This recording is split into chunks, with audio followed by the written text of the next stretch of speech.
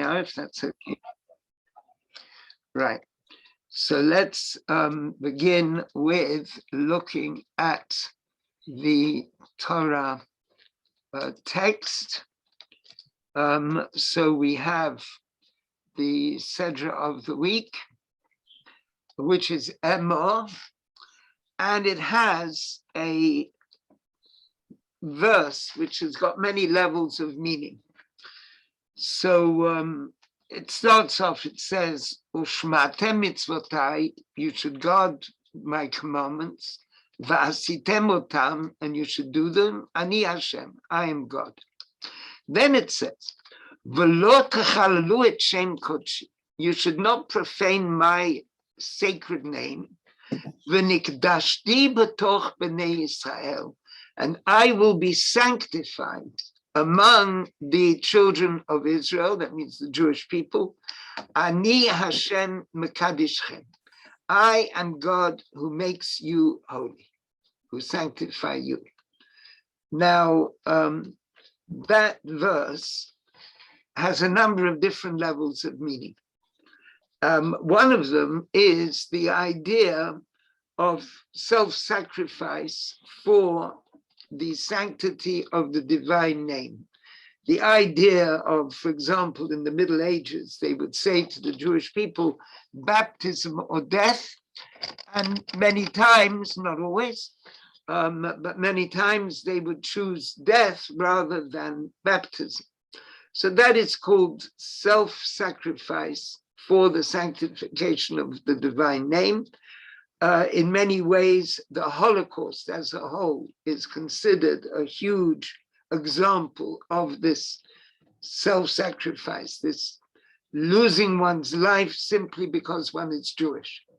So the people who died in the Holocaust are considered, whether or not they were in any way religious, they might not have been in any way, but they're still considered kadoshim, the holy ones, people who died because they are Jewish, which means they died sanctifying the divine name. Now that's a mysterious concept in itself. It's got a whole history. As it happens, my doctorate was on that theme. But we're now going to be looking at a discourse which takes this verse in a somewhat different way, simply the concept of holiness and the idea of the holiness of the divine and the holiness of the individual, and trying to understand those concepts together. And so that's what we're going to be exploring in the discourse. Now, a discourse, a Hasidic discourse, is a very spiritual, something very spiritual. And generally, there would be a particular melody which would be sung with the Lubavitcher Rebbe when he said a discourse. And so here we have this melody being played.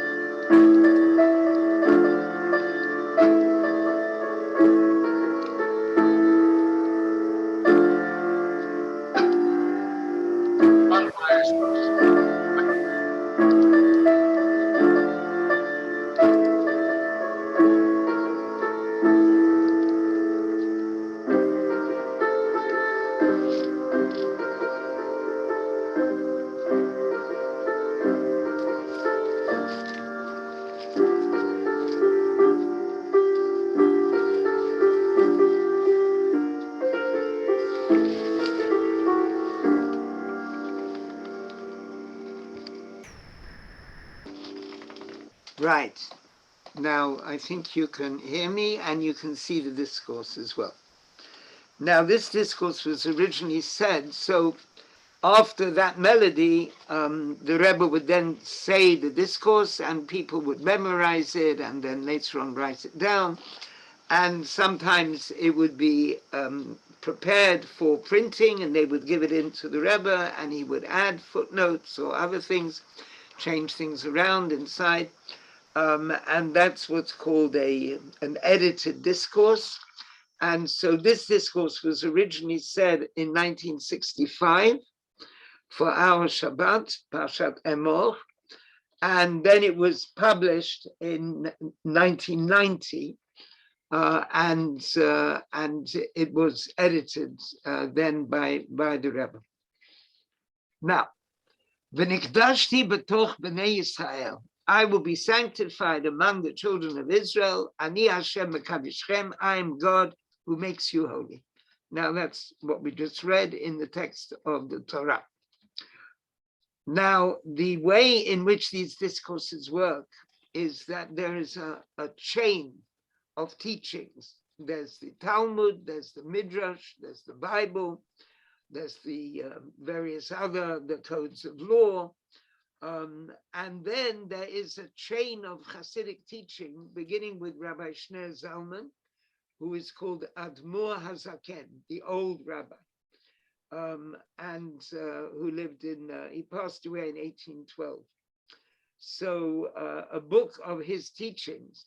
So in his book, Likutei Torah, which begins in a section, a kind of a discourse there, beginning in the same way as this, the V'nikdashti b'toch b'nei Yisrael, he explains there that these words, I, God, will be sanctified among the children of Israel, which means Gilui Kedushato Yitbarech, the revelation of divine holiness, b'toch halev the Yisrael, in the heart of the individual.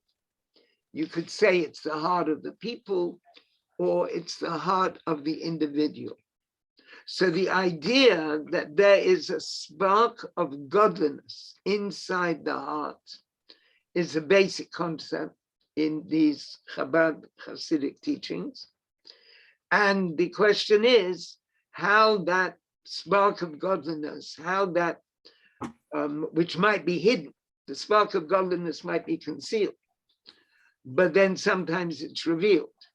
And so here we're talking about the way in which this spark of godliness within the individual operates in relation to the infinite transcendent oneness of the essence which comes before and beyond existence of any kind, which can be called God, and many different names for God. There are many different names in Hebrew for the divine. Some of them cannot be uttered, like the Tetragrammaton, Yud and then Hey and Vav and Hey. If it's written down, it shouldn't be erased.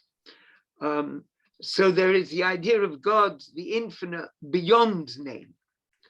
And so that is the ultimate essence of the divine. And there's also the divine inside the heart.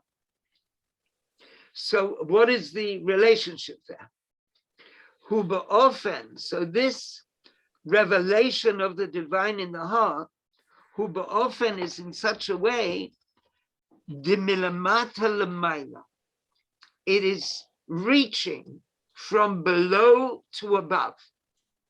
Shelibam shel Yisrael, that the heart of the individual, bo'er kirish be'esh, burns like coals of fire, likalel, to be absorbed, bikdushato yitbarech, in the divine holiness. So that's the first step. The idea that in the individual there is a flame burning, seeking to be absorbed in the divine holiness. Now, the first problem is, one might say, well, I don't know many people who have this flame burning in their heart. or I haven't felt that flame burning in my heart. So let's stop sharing for a second. Let's just talk about this. So how do we deal with this idea that there is this flame, this fire burning within the hearts, and yet it might be hidden. It might be a hidden flame. That the person in whom the flame is burning is not conscious of it, or not conscious of it now. And one of the concepts in Chabad thought is that there are certain situations that suddenly that flame bursts out and it becomes apparent. Up till then, it hasn't been apparent, the person hasn't been conscious of it, and then suddenly it burns and it flames and it flashes into the life of the person. Does that seem reasonable to this esteemed group? That's what happened to me, Tali, I have to say. Yeah, definitely. Can you say a bit more about that, Dina? Well, I've always, as my dad always taught us everything. We went to see you all those years ago, but I knew all about it, but now it's me. It wasn't me then, but it's me now. That's all I can really say. It's just, I just can't, I can never ever stop thinking about God. God's in my life every second. And I'm just a totally different person since my dad passed away. It's sort of, from a painful event, you can get what you need. Absolutely. I just mentioned, for the sake of people who didn't know him, that Dina and Cheryl's father was a most remarkable man. Thank you so much. God rest his soul. God rest his soul. He was the good fortune to know him, and he was someone very special, very, very spiritual, and it's no surprise that that sort of spiritual intensity has been passed on to his children. Can I just say something? And I don't know if I should say it in the group, but the night that my dad passed away, the morning, 8 o'clock in the morning, and I went home, obviously, and in the night I went to bed, and about must have been 3 o'clock in the morning I woke up, and I looked at my husband, and his face was changing into my dad. Then it changed back to my husband. Then it changed back to my dad. What is that? Is that anything, Tali? I don't think it was my imagination, and I do not think I was dreaming it. Well, I think it's from your intensity of feeling, Dina. That's a very special thing. That's I think that you're a person with great spiritual sensitivity, and the big challenge is to pass that on to your children as well. Look, what was that when I saw his face? Like a transmigration, or I don't know what the name of it, but it just, can't believe it, and I still can't believe it to this day if I hadn't have seen it with my own eyes. Did it ever happen again? No. All right, listen, it's obviously your husband's a very remarkable person, and you were able to see in your husband your father. That's an understanding. So you believe I didn't imagine it? You believe it happened then? Well, I don't know what you mean by happening. The fact that you saw it. I saw it with my own eyes, and I know I never believed in anything like that before, but you could, look, if someone was operating a cine camera, if someone was filming it, with the camera of seen it, I don't know, but you saw it, and there's your reality.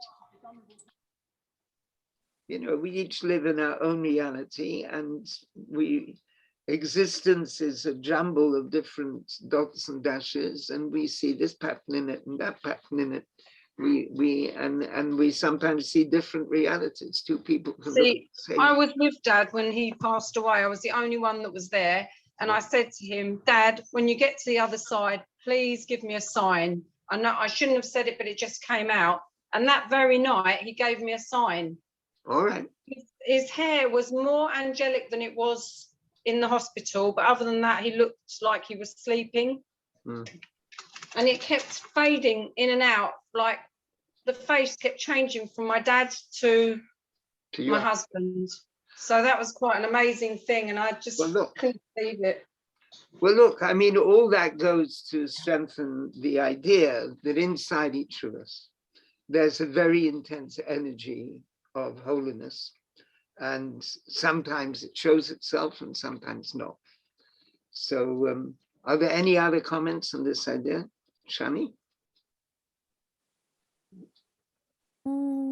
No, I think so. I have a pretty mixed, I have Jewish background, but also not, and also just generally spiritual. So I think I just connected what you were saying to. There's a lot of terminology around awakening now, I think, that people talk about in general spiritual terms, which is this exact like connection to the divine in you, and just feeling a greater sense of connection with other people, with nature, with energy. So yeah, I think that's maybe the things that popped into my mind as you were reading that. Listen, I think that's very meaningful. That's you know, there is a greater sense of the spiritual, you know, and the question is, you know, what does one do if one has this sort of, you know, intensity of spiritual awareness? Does it translate into action in some way? You know, so if it translates into helping another person, that's a very positive direction. That's something very positive. You know, as you mentioned, people feeling a connection with others, and you know, so that's the positive dimension. And it's interesting. This was taught in 1965. This discourse, and there were, you know, people who were very spiritual people who outside conventional Jewish life, who met the Lubavitcher Rebbe. I remember a famous comment he made about people in Greenwich Village, you know, how they're looking for spirituality, and you know, the beatnik movement, the hippie movement of the time, and Bob Dylan met the Rebbe, you know, so it's all kinds of different aspects. Okay, so let's go back into the discourse and look a little bit further, because what we've made one step, that there is this flame inside the heart of the individual, and that flame moves from below to above. That it's the heart of the individual, bo'er, it's burning with a flame to be absorbed in the holiness of the divine. Now that has an effect. But al yedei zeh, and through that, that's the line 8. Nimshach achakach, there's drawn down afterwards, ani havaya mekadishchem. I am God who makes you holy. Which means that there is a kind of a return. There's the flow from the individual to the transcendent divine, and then there is a flow back from the divine to the individual. So that is, that flows, I am God who makes you holy. Hamshachat, that means the flow of Kedushato Yitbarech, of God's sacredness, milamayla lamata, from above to below. So there's the flow from below to above, and the response from above to below. Uvazeh atzmo, and in this itself, in this flow from above to below, shnei inyanim, there are two aspects. And one is ha'amshacha al yedei Torah, the flow which comes through Torah, v'ha'amshacha al yedei mitzvot, and the flow which comes through mitzvot. Now, Jewish life is characterized by, on the one hand, study, books, we're called the people of the book. Or, so that idea that there are books, we have books going back 3,000 years. The Talmud is 1,500 years. The Mishnah is nearly 2,000 years. So there's the Tanakh, the Bible, all the different stages of the Bible. And then there is the Midrash, about 1,500, 1,800 years old. And then the Mishnah and the Talmud, and then many, many books after that, a huge number of books. Now, so that is all Torah. And there's a sense in which Torah, teaching, instruction, is something which flows from the divine to the individual. It's something that comes from God to the person. Like, let's take the case of a Navi, a prophet. So the prophet speaks Torah, but it's something that flows into him, something or her. There are female prophets as well. So there's a flow into the prophet and into the Navi, and it comes from above. And then there's another hamshacha, there's another kind of flow. Al yedei mitzvot. Now mitzvot means commandments. So in Judaism, there are all kinds of commandments. There are positive commandments telling us to do something, like, for example, Friday afternoon before Shabbat, to light a candle or candles for Shabbat. So that's an action, that's a positive action. And then there are things that one should not do. So, for example, there's a command, Lo tamod al dam re'acha. If your brother is being, your friend is being attacked in some way, you have to look after him, you have to support him. If you see someone drowning and you can swim, you jump into the water and you save them. You can't just stand there. So so the negative command is you mustn't just stand there and do nothing. You've got to do something about it. So you've got to make a move. So there are positive commands and negative commands. Now these are called mitzvot. And the normal way of understanding the word mitzvah is that it's from the root tzivah, which means command. So they're called commandments. But there is also, it says in Hasidic teachings, an Aramaic word, which has entered modern Hebrew as well, tzavta. Tzavta v'chibur, like the word tzevet, written tzadik vav taf, tzevet, which means like a crew, something which is connected together. So the mitzvah is a connection with the transcendent divine. And so the fact that there is a mitzvah from God actually connects us with the divine. And so when we do that mitzvah, we are connected with the divine, just like the hand, by doing something that the brain tells it to do, like opening and closing like this. That is something which expresses the connection between the hand and the brain. So in the same way, we could think of the transcendent infinite as the essence, the brain of the universe. And by something carrying out a mitzvah, a command, it is expressing that connection.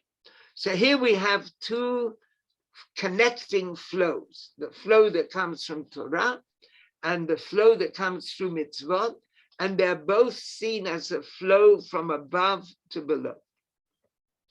The hamshacha she'al yedei Torah, the flow that comes about through Torah learning, hi b'pnimiyut ha'olamot, is in the inward dimension of the worlds. Now it says worlds in plural because from the Kabbalistic point of view, there are many worlds, many different levels of world.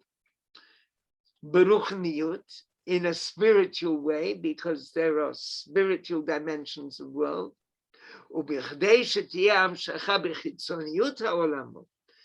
in order that the flow should be in the external aspect of the worlds, meaning begashmiyut, in physical terms, hu al yedei ma'aseh mitzvot, is through the person carrying out mitzvot.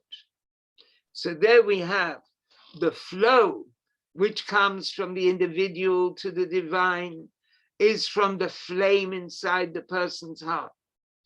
And that, as it were, reaches towards the divine. In fact, the way that it's often explained is that's why a candle flame burns upwards. It's reaching for the beyond. It's reaching beyond. And then that provokes. And so in the case of the flame in the heart, it's reaching for the transcendent divine. And then there is a kind of response from the divine. And the response is in two ways. One is Torah, an outpouring of Torah. And another is Mitzvot, an outpouring of Mitzvot. And both of them reach the individual and enable the individual, on the one hand, to absorb the Torah, to study the Torah, to be intrigued by the Torah, and to keep or to think about keeping the mitzvot. And the fact that there are the mitzvot, and the mitzvot relate to Jewish people, there are also mitzvot for non-Jews as well, the 7 Noachide laws. That is a flow coming from the divine to the individual. And then he continues,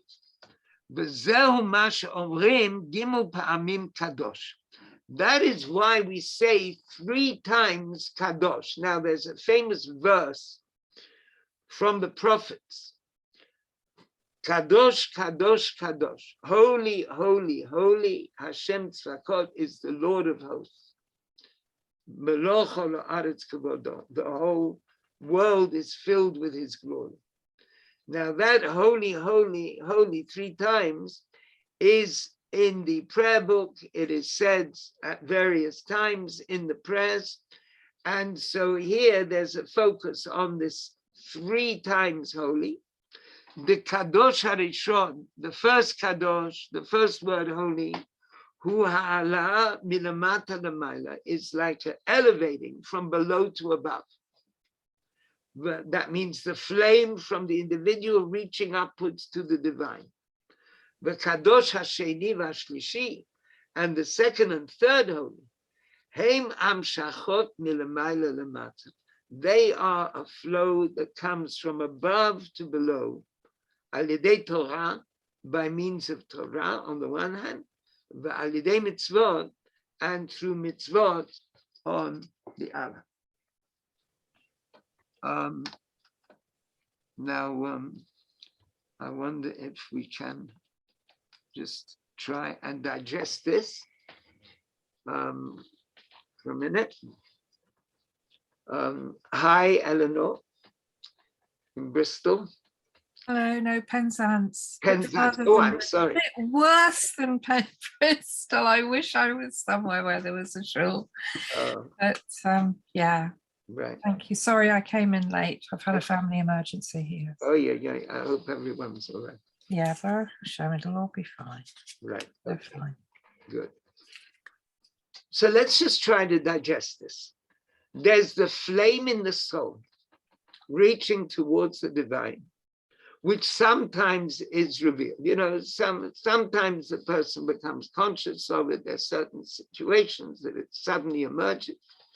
There might be some people conscious of it all the time, but for most people, it's not so obvious. But at certain moments in life, it's there. And then that flame in the soul, which reaches upwards, elicits a responding flame, or 2 flames, 2 flows. Now, the idea of flow, shefa, or hamshacha, is a very interesting concept. And it's the Rambam, Maimonides, in his Guide for the Perplexed, he's generally thought of as a very rationalist philosopher, very focused on Aristotle. But at the same time, he's a very spiritual teacher. And he talks about the shefa, the flow, which flows through the universe. He describes a kind of a spring, like a spring of water flowing through the universe, which is like a spring of godliness flowing through the universe and making everything exist. So in one of the chapters in the guide.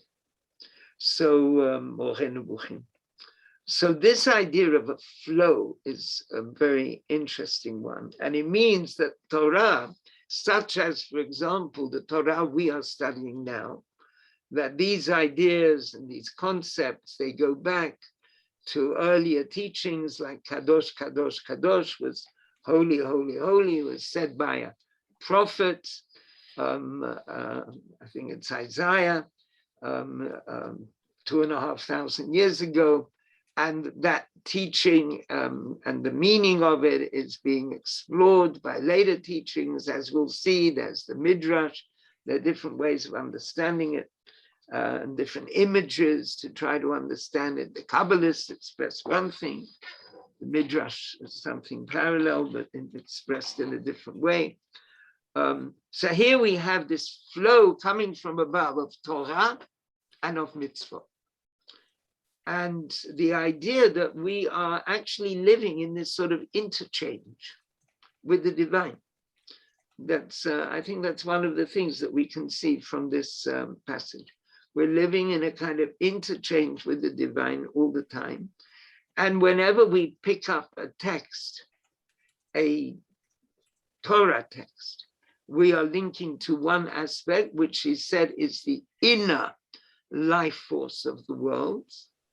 And whenever we do something or refrain from doing something, which links with the concept of mitzvot, of the commandments or the connections with the divine, we are linking into this second aspect of flow, which preserves the physical dimension of the universe. So there's the physical dimension and there's the inwardness of that dimension.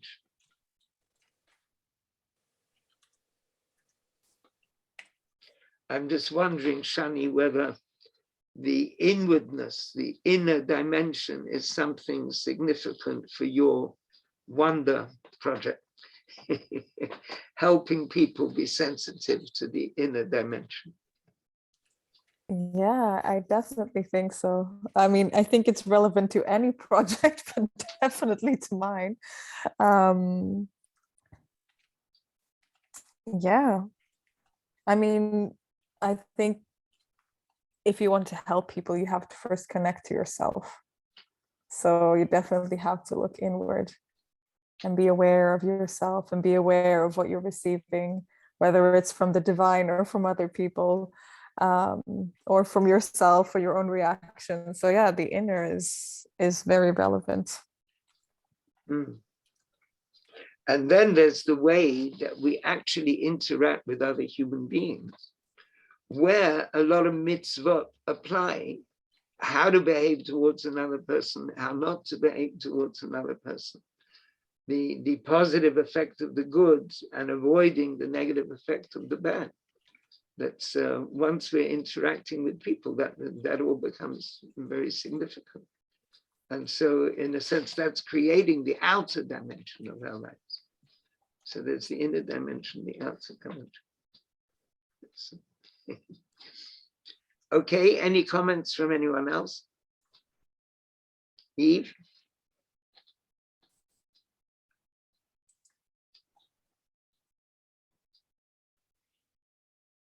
Yeah.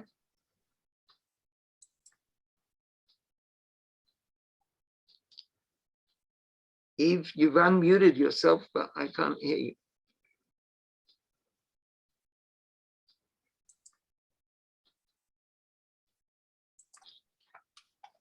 Are you speaking, Eve? Because it's not coming through. Although you did unmute yourself.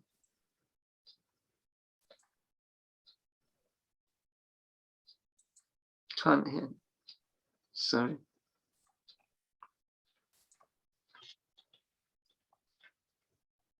No, you can't hear. All right, maybe you'll come on in a few minutes' time. Right, okay. So let's go back into the text and let's see what we can discover further. So now we go to a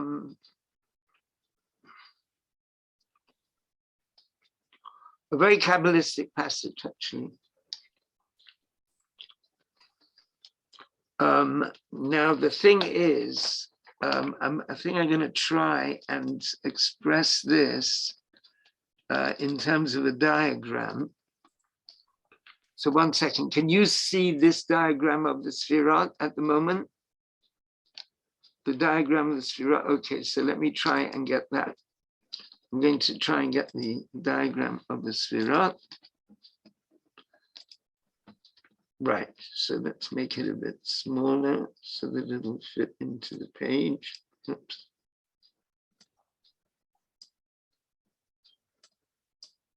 Right, can you see that? Mm-hmm. Yes. Yeah, right.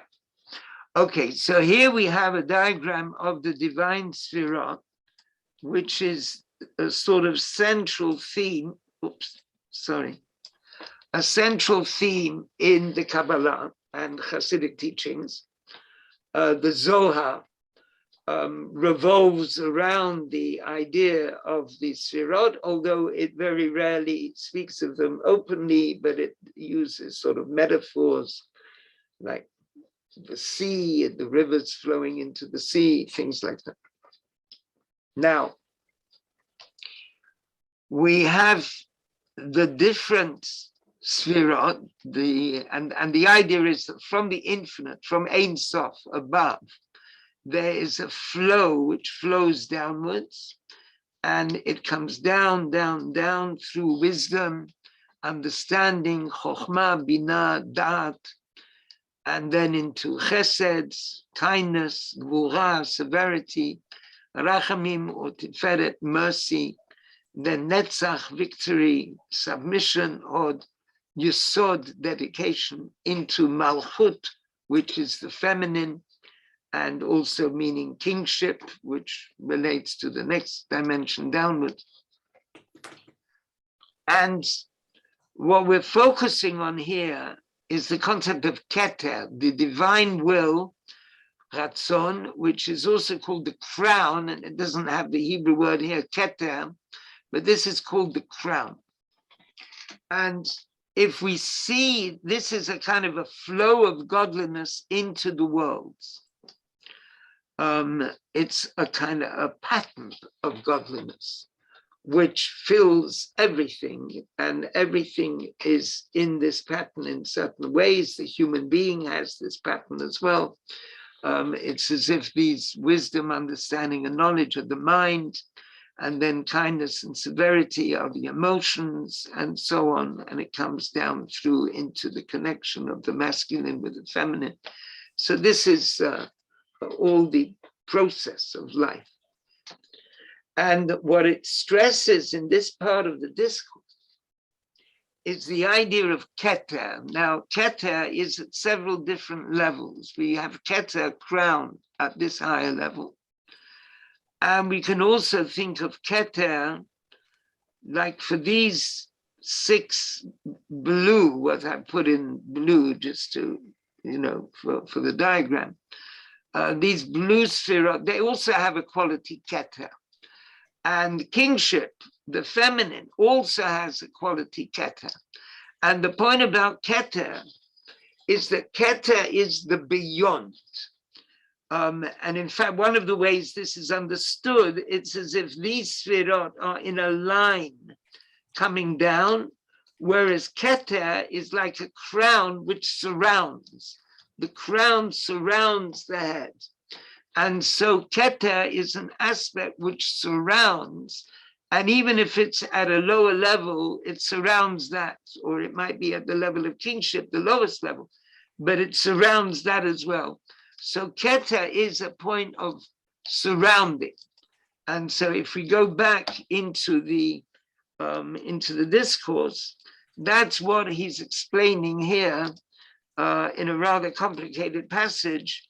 The way there are different levels of keter, but they are of the crown, but they are all relevant in this process that we've been talking about.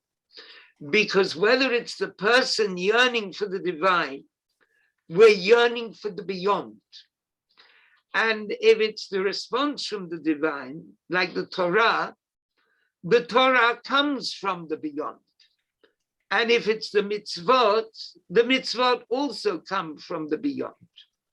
So we're talking about these steps towards and from the transcendent beyond. Because there are certain levels which in English they're called immanent, like it's a radiance which is within the worlds, and you can go step by step, and one step after another takes you to a higher level, or then you come back one step after another. But if there's a gap, and it might be a little gap, it might be a big gap, how do you get across that gap? That gap is the leap, it's the jump. And that is the leap of connecting with that which is beyond. So the flame in the heart, it works both ways. The flame in the heart, which is reaching for the divine, is reaching across that gap of the finite to the boundless infinite. And conversely, the flame that comes, or the flow that comes from the divine to us, on the one hand, it's Torah, and the Torah comes from the beyond, the very imagery, the way the Torah comes from Har Sinai, Mount Sinai. It's beyond the ordinary world. Moses goes up Mount Sinai and gets the Torah. That concept is saying something about the nature of Torah. Torah is from beyond. And it comes to us, and we're able to study it to some extent. And then there are mitzvot, and mitzvot are also from the beyond. That divine command or connection, it might be telling us to do something that we can relate to easily. It might be telling us something that we find puzzling and strange. Whatever it is something from the beyond, and it's coming towards us.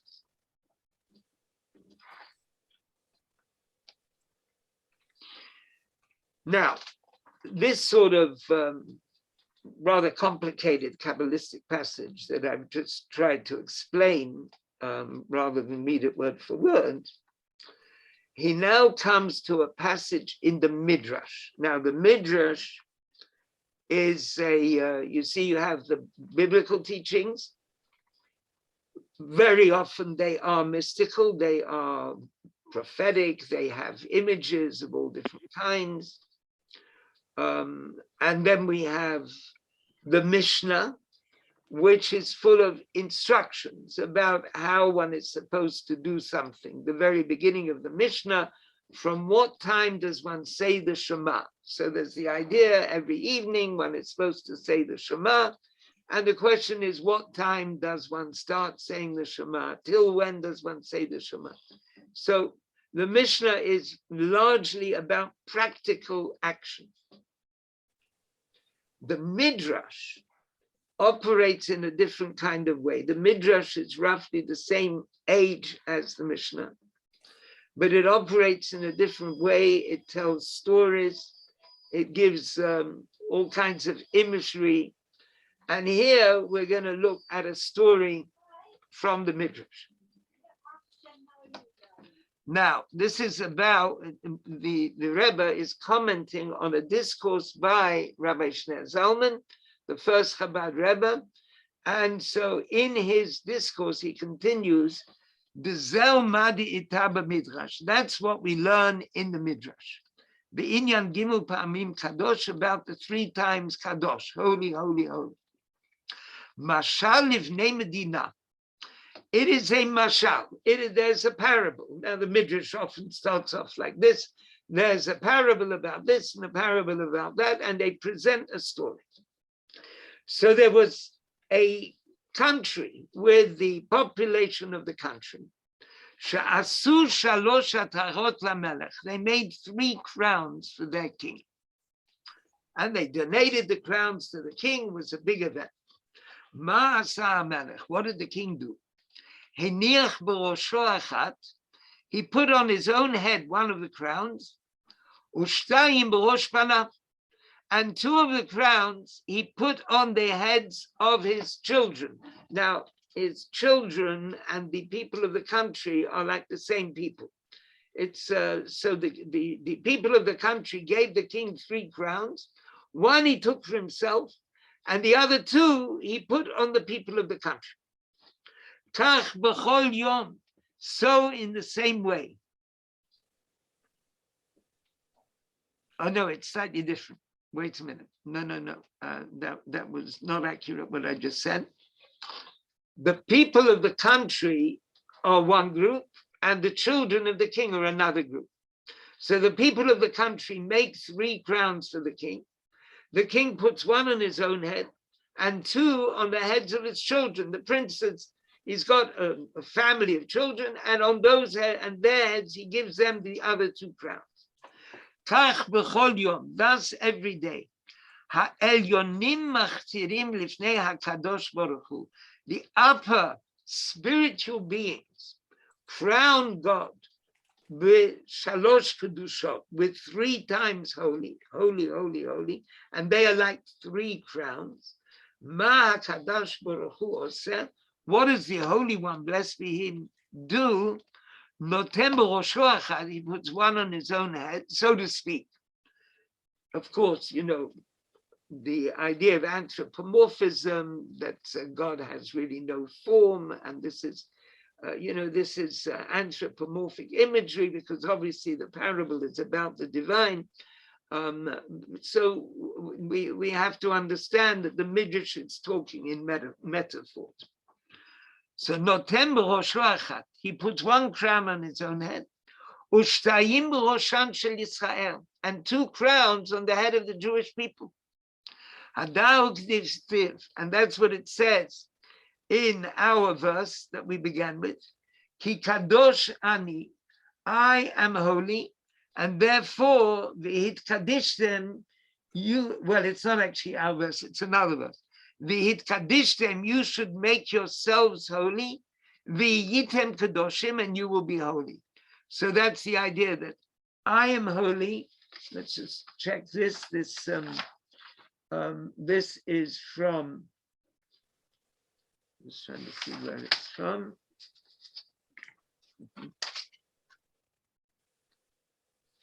Yeah, this is from last week's Sedra. This is from Sedra Kadoshim, Pasha Kadoshim. You should make yourself holy because I am holy. Because I am holy, you should make yourself holy and be holy. So there's again 3 times kadosh. And that means that there's the I am holy, that is the crown, the crown the king puts on his own head. V'hit kadishtem, and you should be holy. V'yitem kadoshim, and you shall remain holy. Make yourself holy and be holy. Hem shtei ha'atarot, they are the 2 crowns, shenoten b'rosham shel Yisrael. Those are the 2 crowns he puts on the head of Israel. So in other words, what has happened here is that Rabbi Shneur Zalman, because we're really looking at something written around 1800, 1805, Rabbi Shneur Zalman is finding a Midrash which seems in a parable to express the same idea, that there is something which he has this crown himself, and here it's like an image of the crown being given to him by the angels in some sense, and what he gives to the Jewish people. So it's a kind of approximate fit. And then the rest of this paragraph discusses a slight variant of that. So we see that there is this kind of image of the king who gets the crown, and he gives the crown. He gives 2 crowns. So it's somewhat like the image that we had, that the flame inside the individual burns towards the divine, as it were, giving the divine a crown. And then God gives a crown, 2 crowns to the individual in return. Now then comes another Midrash. Now it says further in the Midrash, Kudoshim to you should be holy. Yachol kamoni, do you think you can be as holy as I am? Talmud Loma, the Torah says, Ki kadoshani, I am holy, Kudushati lemala mi kudushatchem. My holiness is higher than yours. Now the Midrash very often says very mysterious things. So it's quite a striking thing. God says, you should be holy. Okay, that's a verse in the Torah. The Midrash adds, God is saying, do you think you're going to be as holy as me? And God says, no, Kadoshani, I am holy. My holiness is higher than your holiness. Now, v'chatav hatzemach tzedek. Now, the tzemach tzedek is the 3rd Lubavitcher Rebbe. There were 7 Lubavitch Rebbeim. There was Rabbi Shneur Zalman, then another son, then his son, then his grandson, who is the tzemach tzedek, whose name was also Menachem Mendel. He was around 1850. And he writes, Shezet Hamur. What a striking, what a strange statement. What a mysterious statement. Who would ever imagine that the holiness of the individual is in any way comparable with the holiness of God? It's a completely irrational statement. That God is infinitely beyond, and we human beings, we're here in the world, and the idea that God should, that the Midrash should somehow suggest that there is a question, maybe our holiness is the same as God. It's like an absurd idea. I'll tell you how this resolves itself, because we might not actually get there. I'll tell you how it resolves itself.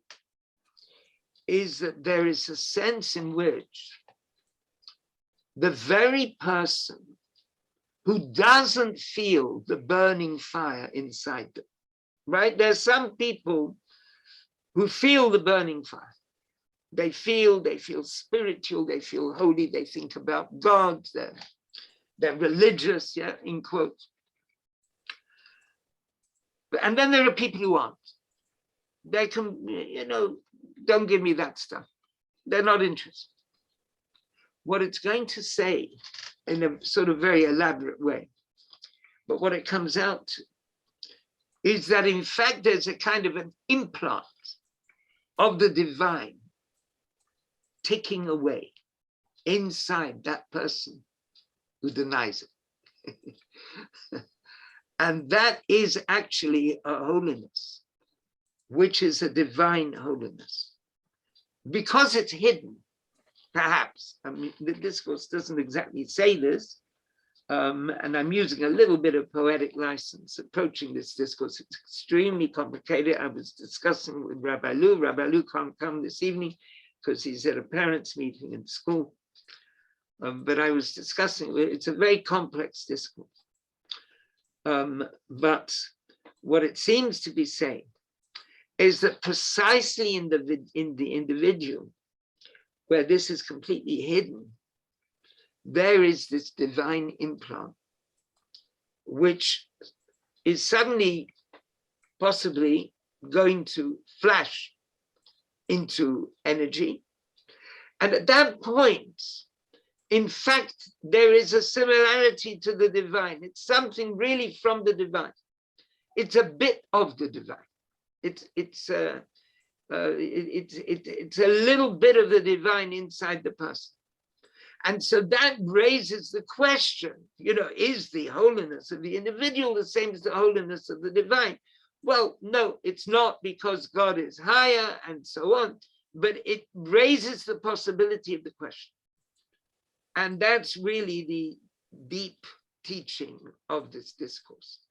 The way that there is this tremendous possibility of holiness inside the individual.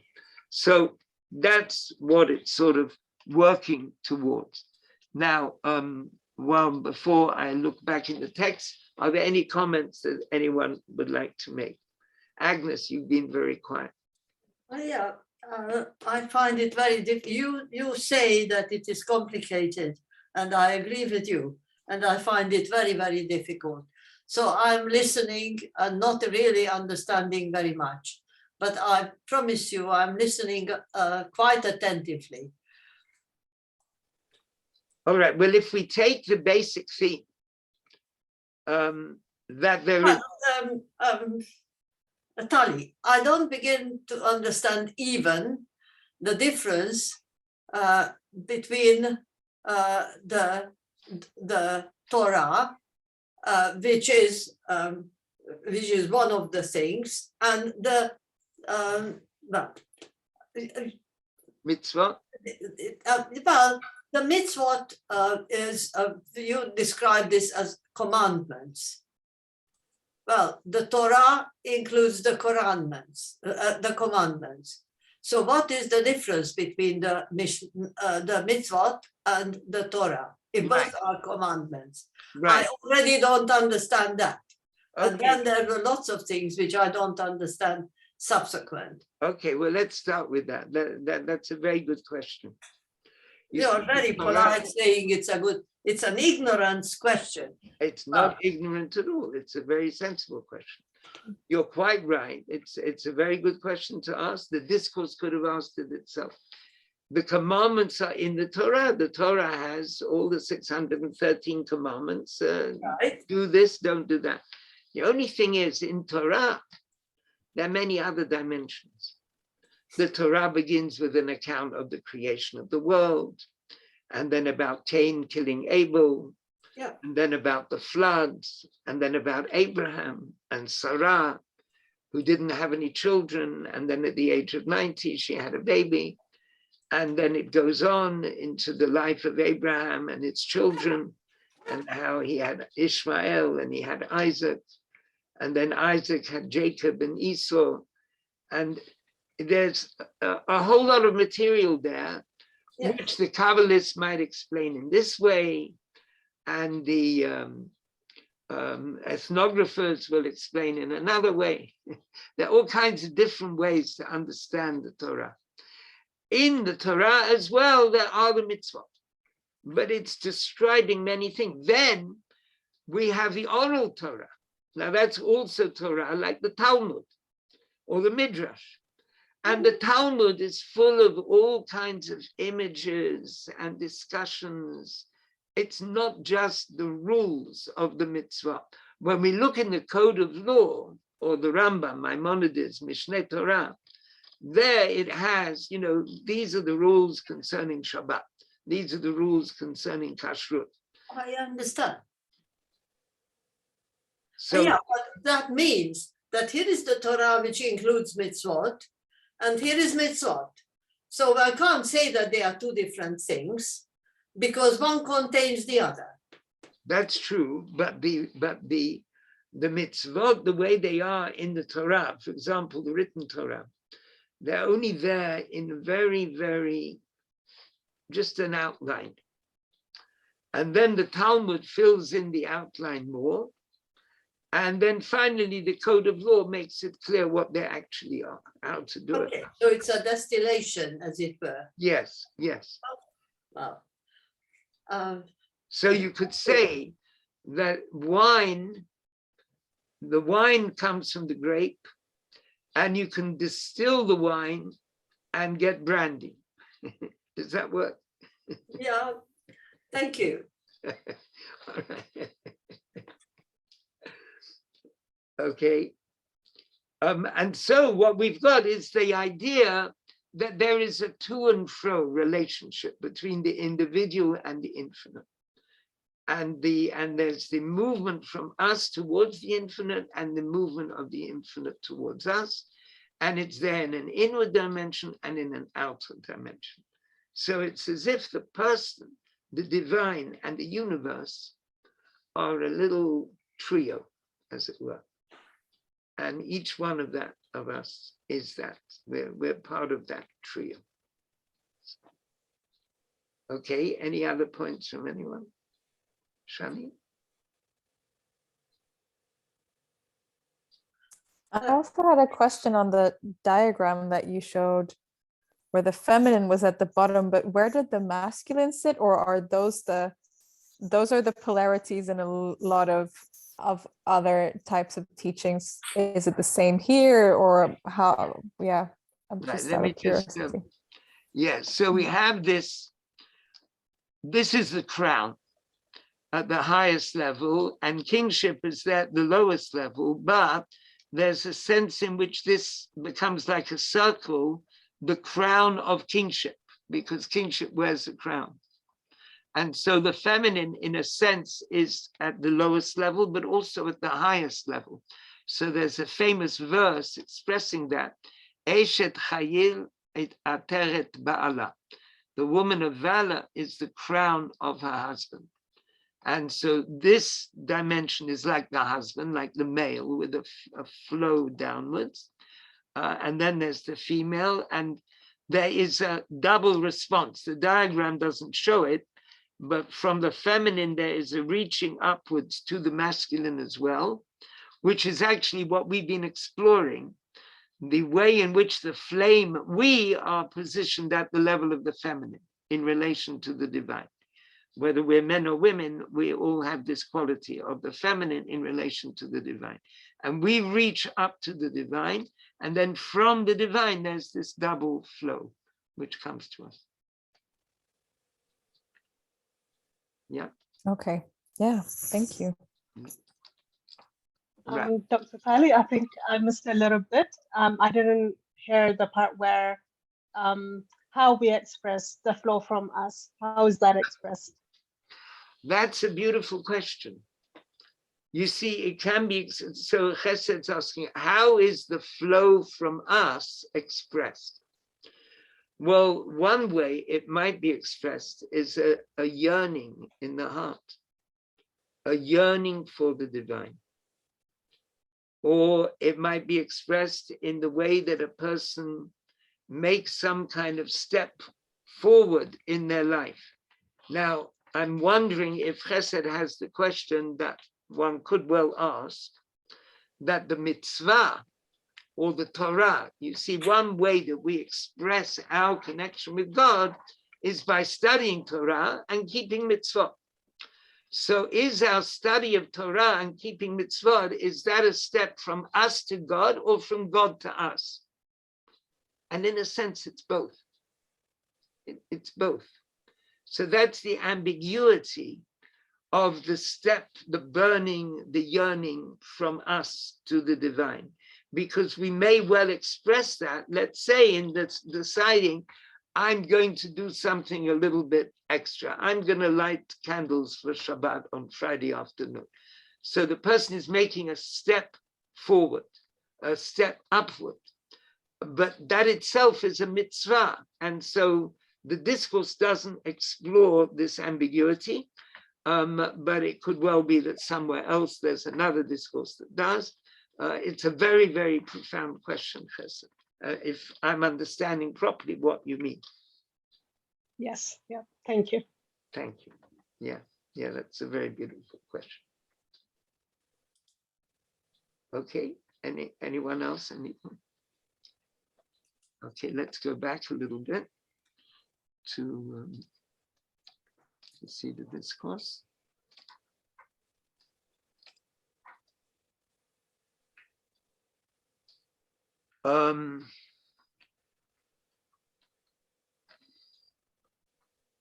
Now, what it brings out is there is the idea of a righteous person, and there's the idea of repentance, tshuva.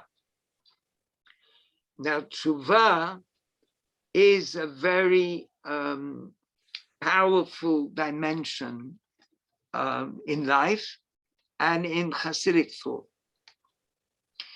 And so what it's saying here, Kedushati shalamayla mikedushatchem, my holiness, God's holiness, which is higher than the holiness of anyone else, He kedusha na'alet biyoter is a very exalted holiness. She'ein itaruta dilatata de ma'aseh mitzvot magad sham. The arousal from below of the action of the mitzvot. Now this fits right into what Chesed was just asking. What is the step from below which reaches the divine? And so there's the paradox that it can be mitzvot, the action of the mitzvot. So a person doing a mitzvah, he's doing something or she's doing something good, and it reaches a certain level of the divine. However, the divine is infinite, and so there are levels beyond. And so what it's saying here is that if we're speaking about ordinary, regular, keeping mitzvot, that reaches a certain level. But there's a higher dimension, v'nimshechet al yedei hatshuva, which is reached and flows down through repentance. Now, repentance is a very paradoxical thing, because repentance means that at least in the person's own eyes, and possibly in anyone's eyes, they have done something seriously wrong, and they are now repenting about that. In fact, one of the explanations of the word teshuvah, repentance, is tashuv hey, let the hey return. It's as if in the divine name, Yud and Hey and Vav and Hey, the last Hey has broken off because the person has acted in a wrong way. And it's as if we have this Hey within us, this Hey from the divine name. And if we do wrong things, we are tearing away the Hey from the other letters, the Yud and the Hey and the Vav.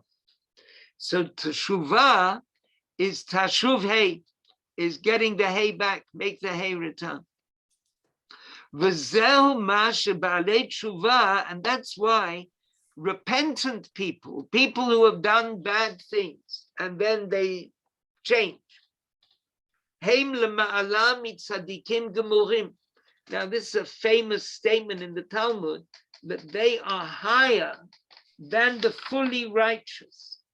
So that's something which it says, it's a famous quote in the Talmud, this Brachot 34b, the Rambam Maimonides quotes it in his Laws of Repentance. It's a very striking idea that the repentant person who might have sinned in all kinds of ways and then repents and stops sinning and starts doing things which the Torah says they should do, they reach higher than the people who never sinned. Ki al yedei teshuvah, because through the teshuvah, through the repentance, hey mamshichim mibchinat kedushati, they draw down from the level of divine holiness, shalamaylo mikedushatchem, which is higher than the holiness which is achieved through regular observance of the mitzvot. It's a very fascinating concept. This concept of the let's take it a little bit further. And at first sight, we should suggest the special quality the repentant person has over the ones who have always been righteous.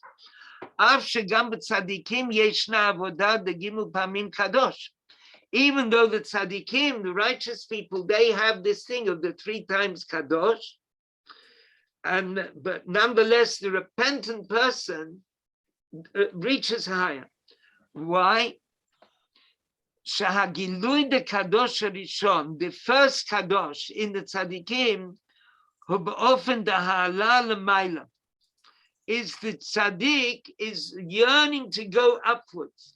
Shemishtokakim natzeit mimitziutam, the tzaddik is trying to get out of his existence v'likalel b'kedushato yitbarach, and be absorbed in the divine holiness. Ubabale tshuva, whereas in the Baal Teshuvah, Gam Kadosh Harishon, the first Kadosh, U'ba'ofen dam shachalamata, comes from the divine. And so then comes the question, exactly how does this work? That in the Baal Teshuvah, what is happening is something directly from the divine that is inside the person. Now that's why I mentioned this as an implant from the divine. So the person who is not keeping Torah, it's as if they get an implant from the divine, which suddenly kicks into action. And that's what is very mysterious about this discourse. I think that's as far as we're able to take it this evening. But this is what is very mysterious about this discourse. That it's precisely in the fact that the person does not keep Torah teaching, they get some kind of what I'm calling an implant. They're getting some kind of energy from above, which at this moment is hidden. And then suddenly it starts up. And at that moment, it is more powerful than the beautiful interchange of energy which is taking place for the perfectly righteous.